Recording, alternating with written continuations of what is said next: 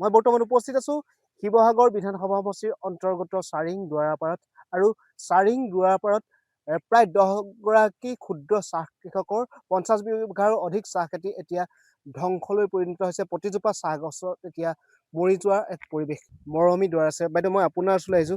জীৱন আৰু জীৱিকাৰ একমাত্ৰ সম্বল কিন্তু বানপানীয়ে উটুৱাই লৈ গ'ল। এতিয়া কেনেদৰে আপোনাৰ লোক আগবাঢ়িব? এতিয়া আমি আগবাঢ়িবলৈ হ'লে আমাক এগ্ৰিকালচাৰ ডিপাৰ্টমেণ্টৰ পৰা চৰকাৰে আমাক সহায় কৰিব লাগিব। তেতিয়াহে আমি আকৌ বাগানখন পুনৰুজ্জীৱিত কৰিব পাৰিম। নহ'লে আমি ইমান টকা এবিঘা চাহ খেতি কৰিবলৈ যাওঁতে পুৰা পুলি ৰোপণ কৰিবলৈ হ'লে 7,500 পৰা 8,000 টকা লাগে। এতিয়া যদি চৰকাৰে আমাক সেইবিলাক নিদিয়ে পুনৰ ৰোপণ কৰিবৰ কাৰণে, আমিতো সেইবিলাক কৰিব নোৱাৰিম। এতিয়া আমি নিগমে মৰিব লাগিব। কাৰণ এতিয়া আমি চাহ গছৰ ওপৰত ভিত্তি কৰি আমি জীৱনটো নিৰ্বাহ কৰি আহিছিলোঁ। আজি 20-25 বছৰ হ'ল আমাৰ চাহ বাগান কৰা।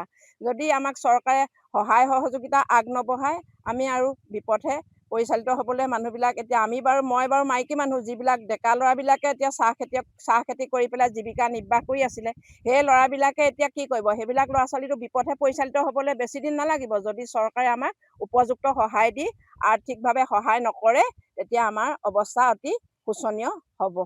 আপোনাৰ পৰিয়ালটোৰ একমাত্ৰ আচলতে উপাৰ্জনৰ পথ আছিলে আৰু চাহ বাগানখনেই। আপুনি পৰিয়ালটোক সুন্দৰকৈ গঢ়ি নিছিলে এই বাগানখনৰ যোগেদি। এতিয়া কিন্তু বাগানখনৰ অধিকাংশ গছেই মৰি গৈছে। অধিকাংশ মৰি যোৱাৰ ফলত এতিয়া আকৌ যেতিয়া পুনৰ ৰোপণ কৰিবলৈ হ'ব 5-10 বছৰ, 5 বছৰ 6 বছৰ লাগি যাব এজোপা গছ ডাঙৰ কৰোঁতে। আৰু এজোপা গছৰ ইনকম হয় প্ৰতি বছৰে 500 টকা বা 600 টকা মিনিমাম। মোৰ লগত অন্য এগৰাকী চাহ কৃষক আছে দিগন্ত দুৱৰা। মই আপোনাৰ ওচৰলৈ আহিছো। কিমান বিঘা চাহ খেতি আপোনাৰ আছিলে আৰু এতিয়া সেই বাগানখনৰ অৱস্থা কেনেকুৱা? মোৰ প্ৰায় 6 বিঘা 2 কঠা 18 লোচা মাটি এখন বাগান আছিলে। আৰু সেই বাগানখন সম্পূৰ্ণ এতিয়া আপোনাৰ এনেকুৱা এটা পৰিৱেশ হৈছে, মানে জ্বলি যোৱা উপক্ৰম হৈছে। আৰু হয়তো অলপ দিনৰ পিছত সেই গছখিনি সম্পূৰ্ণৰূপে মৰি যাব।